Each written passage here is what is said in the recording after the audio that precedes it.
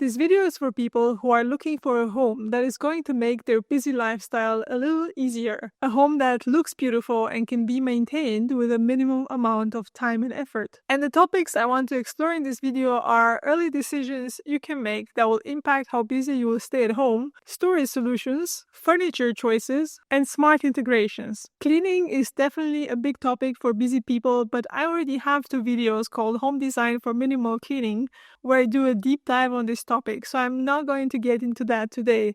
I'll leave a link for you at the end of this video and in the description. So let's get into it. Prioritize the essentials. Prioritizing the essentials is about identifying the things that truly make a difference in your day-to-day life at home and focus on those rather than trying to manage everything. This can manifest into various types of decisions. You may decide that you will invest in fewer things but of higher quality. If you have fewer things, you have fewer things to care about, fewer things to maintain or worry about. If they are of higher quality, then they are much more likely to last for a long time, which makes the few things you do have less of a headache and possibly more cost-effective over time. Or you may decide to invest in higher quality materials that are natural and durable, like solid wood, stone, velvet, brass, leather, or linen. These materials add depth and texture to a home, but also last much longer. In fact, some of the best places to look for materials that last a long time and add coziness to a space are Viennese coffee houses. These cafes have been around for over 100 years, yet they stick to materials like velvet, solid wood, and brass accessories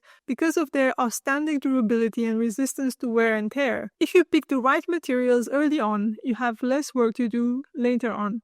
The other way you can focus on essentials is to decide to invest in higher quality items in those areas where you spend a lot of time in when you are at home. You might splurge on the kitchen if that's where your family gathers in the evenings. Or you might invest in a high quality bed because you are in it at least 8 hours per day. So a high quality bed supports quality sleep, and sleep influences a lot how you operate during the day. Figure out what the most important areas in your home are and focus your money and attention on those spaces. The rest matters less. So making decisions early that will remove additional chores later on matters in helping a busy person maintain their home without a lot of effort. Storage solutions.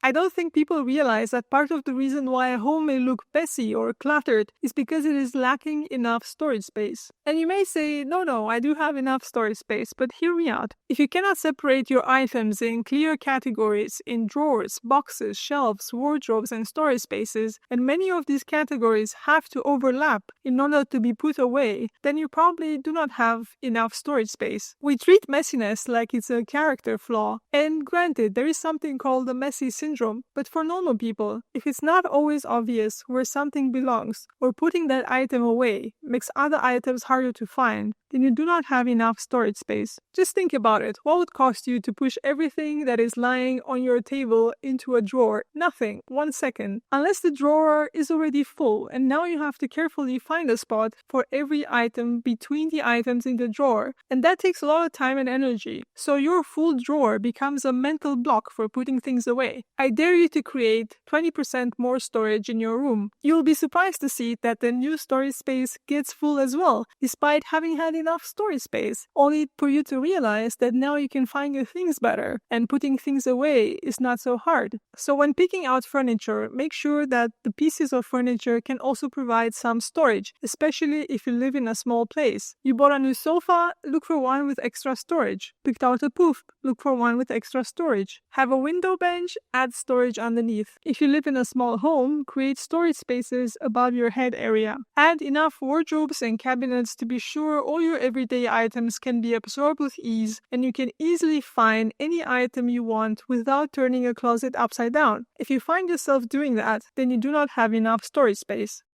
Smart home integrations.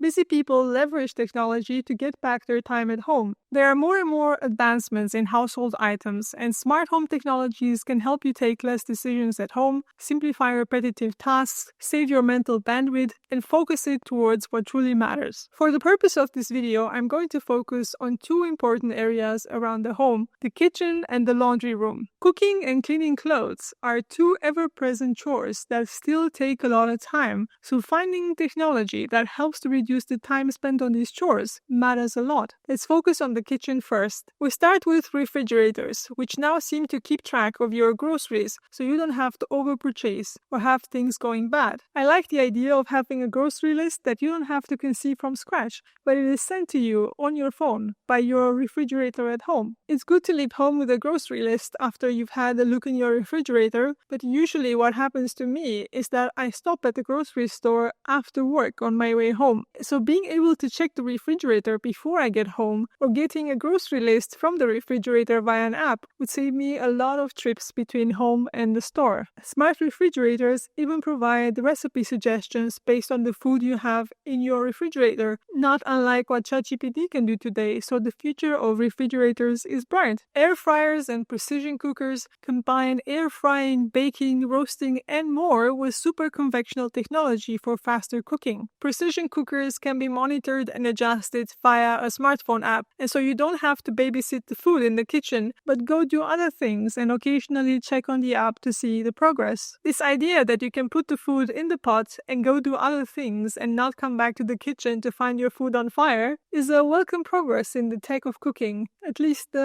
for me. Smart ovens can be preheated via your smartphone and can adjust the temperature based on the food they detect in the oven. Initially, I thought that this is not necessarily a great advancement, but then I thought about all the times I left the house wondering if I left the oven on, and being able to check if it's on and possibly turn it off from your phone sounds like a useful feature. Robot vacuums aren't new on the market, but they have evolved quite a bit in their capabilities to navigate space and obstacles, as well as maintenance and self-cleaning. They now use AI-powered obstacle avoidance technology to clean precisely and effectively without being held back by various obstacles. They can detect variations in floor types and heights, making independent decisions about how that surface should be cleaned, whether it should be vacuumed or mopped or both, and they now have a self-cleaning station that helps them to empty bins, reducing upkeep time considerably. The only true advancements in the laundry room that would save a lot of time for a busy person would probably be some kind of automated ironing of clothes. The fact that ironing takes so much time and there are still no widely available hands-off devices that can take care of it properly in the 21st century is still mind-boggling to me. The iron we have today is a variation of a design from the 1800s, which apart from electricity looks very similar to the one invented in the 1300s. With all the advancements in technology, how is it that we still use a design 700 years old? The only device I have seen that comes close to doing a hands-off ironing is the steam cabinet. Appliances like the LG Styler use steam to refresh and sanitize clothes, reducing the need for ironing. These devices also have